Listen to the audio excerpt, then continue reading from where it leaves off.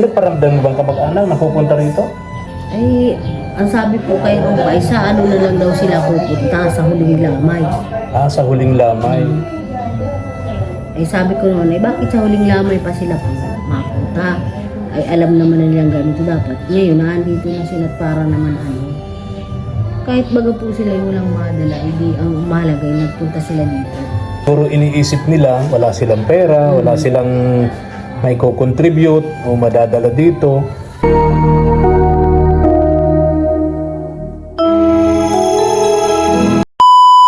Subscribe to my channel.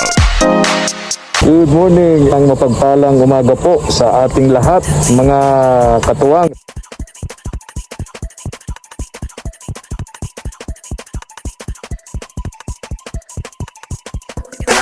Tara po, salamat po. Good afternoon, isang napakainit na hapon mga katuwang. Tara po, samahan nyo ako.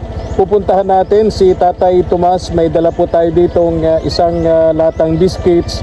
Tapos yung sukli dito sa cash na dala natin, na pinadala sa atin, 3,000 pesos. Padala po ni Ma'am Fe Gayas Brazil of Canada. May galab shout out sa lahat po ng ating mga katuwang dyan sa Canada. Tulad po nito ni Ma'am Fe, ni Mare, no? Alam nyo, napakatagal na po natin siyang katuwang sa gawaing ito. Buhat pa siya dati doon sa ating dating YouTube channel. Katuwang na po natin ito si Ma'am Fe. Hanggang ngayon, andito pa rin po sa amin. Kasama pa rin po natin itong si Ma'am Fe Gayas Brazil of Canada. Ayan. Nagpadala po siya sa akin sa GCash para po kay Tatay Tomas. Sabi niya sa akin, bilhan natin ng kailangan sa lamay. Naisip ko yung biscuits, din yung sukli, bigay natin doon kay Agnes, kaya kay Nanay Delia. Doon sa mga kamag-anak, baka napapanood nyo po ito, meron pang natitirang ilan ba? 2 gabing lamay, pero sa gabing ito may 2 lamay pang natitira, 2 gabi pang lamay. Kasi 22 po mga katuwang, para doon sa mga nanonood na kamag-anak, baka hindi pa nyo nadadalaw yung inyong kamag-anak na si Tatay Tomas, pwede nyo pong puntahan. May 2 gabi pang natitira, pero ngayong gabi 2 gabing lamay pa. Then na Miyerkules ang paghatid sa kanyang huling hantungan. Tara po.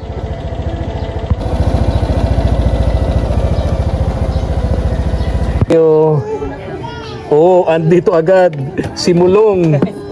Good afternoon sa iyo, Mulong. Kumusta ka? Ito yung bunso, ano? Ito, bless. Ito yung pangalawa. Uy, parang may sakit yung bunso mo, Mulong. Kapag magamot pa lang. Asan na si Agnes na wala na? Naroon na po. Dito muna ako, ha? Sige po. Oo, dito muna ako. Katuwang. Dito tayo. Padaan.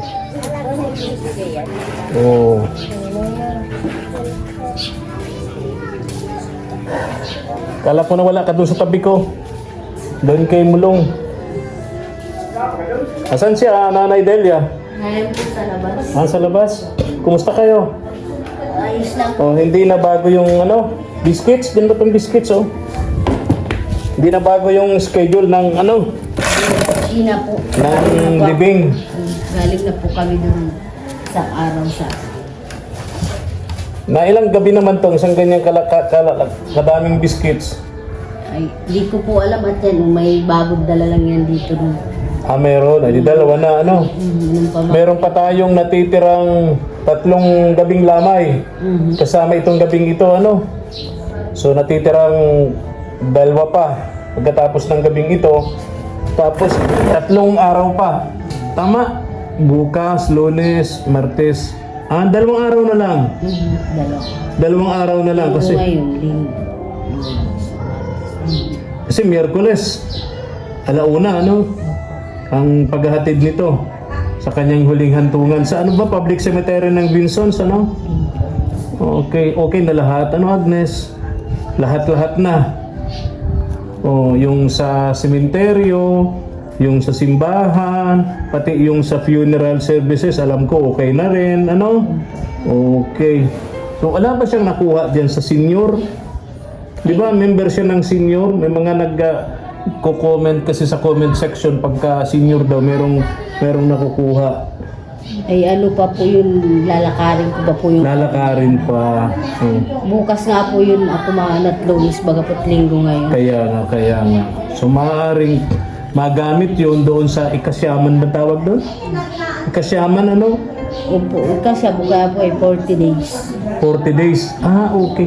Pero ang alam ko, sa mga, yung bago yatang ano ngayon, pagkalibing, sinasabay na yung ano, Pwede rin po. ikasyam ba yun? Sinasabay na. Opo, Kaya pag uwi anong mga nakilibing, may kunting na pagsasalo-saluhan sa bahay nung namatayan. Ano? opo, pwede po rin yun dahil ano, ang ikasyam po ni Tata Tony ay sa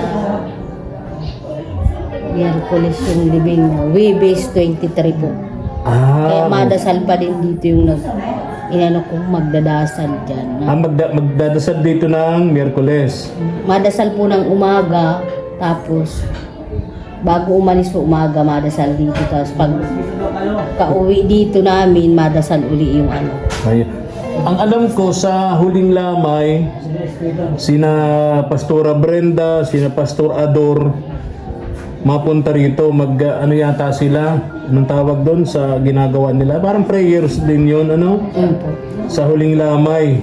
Yan ay Martes ng gabi, ano? Baka makasaglit din kami dito. Huling lamay ni Tatay Tomas. Ito, Ano po? pang ilang gabi na pala, araw at gabi. 15. 19 po ngayon. Ang ano nga po? 5. Di mo araw na. Pero ano Di po naman, yan? di naman 5 araw. 15 hapon lang po yan dinala dito. Ha? 15 hapon. Oo. Edi 16 na po ang Haba pala, no? Haba yung... hapon na po na ano ay Ay, okay. Ay di 16. Eh, kumusta naman? Wala namang paramdam dyan si Tatay Tomas. Wala po. Wala. Kontento lang baga po, wala man lang. Pag ako nga po inaabot na ng antok, ay di nakakaidip ako dito. Pag si nanay naman ang gising. Nanay Delia. Palitan kami. Oo. Pero may mga kasama din naman po inaagbot dyan ng umaga yung mga Naglalaro. mga naglalaro-laro dyan ng barahay. Inabot na ng umaga. Normal yan sa mga lamay, ano? Mhm. So, itong bahay na ito, doon na sa anak mo. Ano? Ilan ba anak mo, Ate Agnes? 4 po ang anak ko yung 4. Panganay yung may asawa na natitira dito sa bahay ni Tatay Tomas. hindi po sumunod lang yun. Dalawa ng may pamilya mo. Isa pa lang po Isa pa lang. yung sumunod po. Okay. Ilan anak nun? Isa lang po. Nandito ba siya? O naroon pa po doon sa Nandun dagat. pa. Namaya po inapunta dito at Oo. So, mga babaguhin niya dito, yung dirty kitchen, ano? Ano hanap buhay ng anak mo, Ate Agnes? ano po yun, pinag-a-apply ko po yun ng ano't nakatapos naman na yun ng ano. Nang? Nakagraduate na po yun ng criminology ay di pa nag-aasikaso. Very good, no? So, graduate na ng criminology, so mag-a-apply na lang siya training, then sa NAPOLCOM, ano? National Police Commission, exam, pa nakapasa doon, police. Nakapasa na nga po Nakapasa yun na? sa- So, training na lang. Di ba? ang inaano nga po doon ay mag-a-apply na lang siya. Oo, pag nakapasa training, parang 6 months yan, ano? Pag uwi niyan dito, naka-uniforme na. Masaludo ka na. Sana nga po Oo nga, sana nga. para Sisiyan silang titira dito. Bahay ni Tatay Tomas, mga katuwang.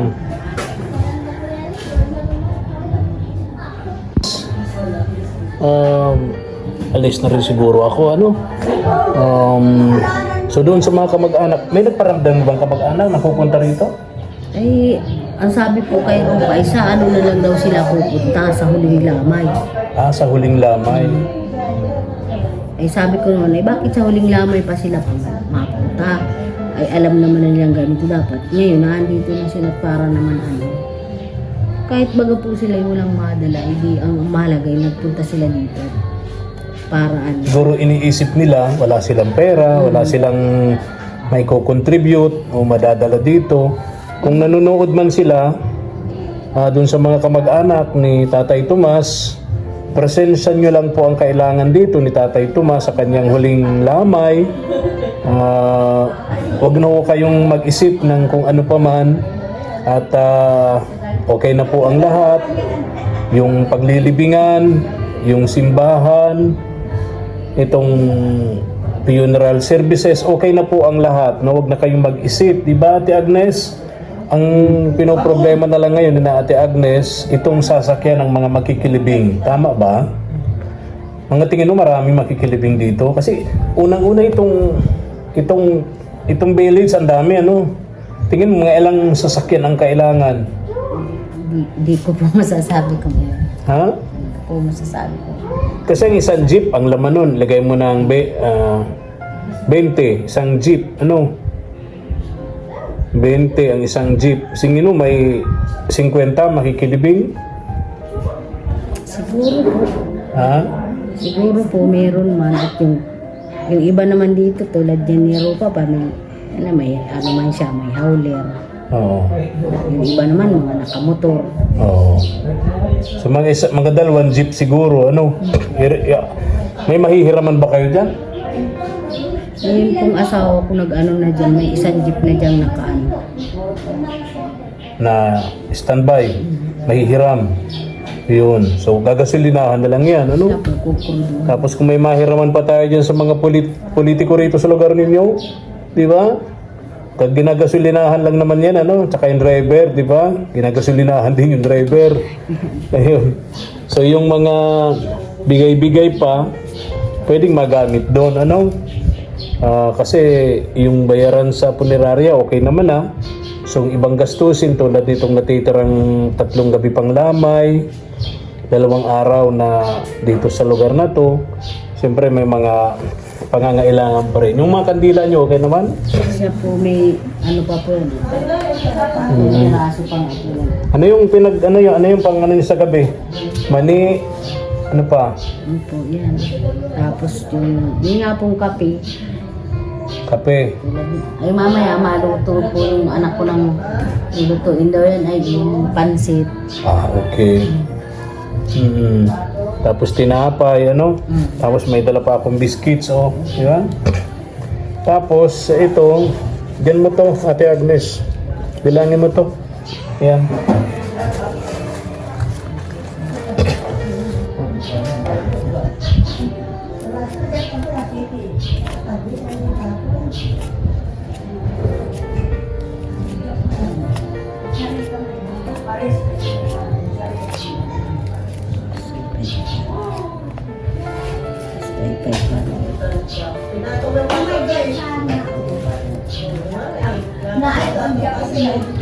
Magkano po? 1.7 po ito. Ay, Tapos ito 500 ay din. 1.7, saka 500, magkano? Toto. Ha? Magkano? Toto po. Ayan, 2,200, ano? Bahala ka na dyan, no? Bigayan sa atin, padala sa akin yan sa GCash ni Ma'am Fe.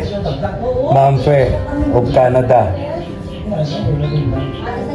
Salamat po, Ma'am Pe, sa pagtulong niyo kay Tatay Tomas.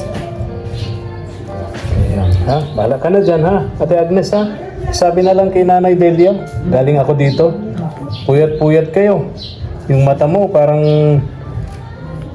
hindi man balon pero malalim. Ha? Ay, yung asawa mo nasaan? Ngayon po ito. Nagating pa lang po yan, galing man yan dun sa dun sa tabing dagat. Dun sa ano. Nangingisda. Nag-ano po yan, na pandaw ng ano siya ay may nakakana yung buho. Yung panghuli ng ano, nangingisda nga. Ng pusit po. Yung mga taga rito na galing dun sa dating lugar ninyo ni Tatay Tomas sa Mantigbi ba yun? Hanggang ngayon nandito rin sila, no? Dito rin sila napunta? Yung po, Yung mga naiwan dun, meron pa din po. yung mga naiwan dun, dito pa rin yung pupunta. Siguro po pag ito ay sabing Nadagdagan yung units, ano? Yung bahay. Okay. Kasi itong lugar na ito, itong Gawad Kalinga na ito, galing to sa iba't ibang lugar, eh, no? Hindi lamang galing dun sa lugar ninyo.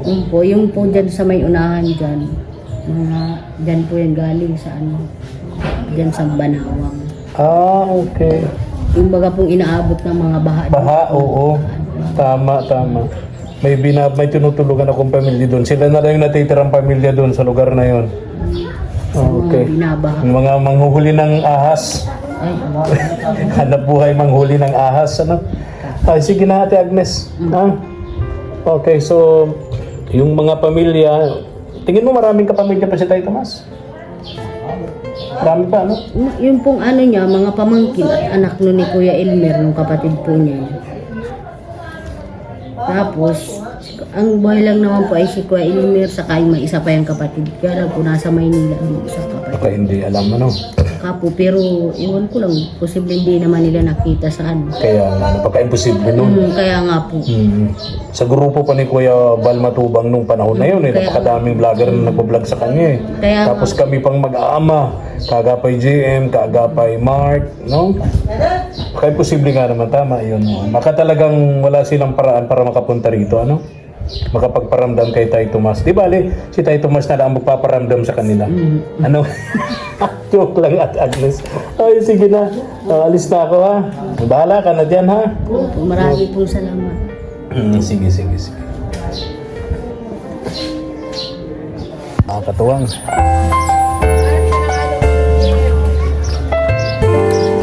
Thank you for watching.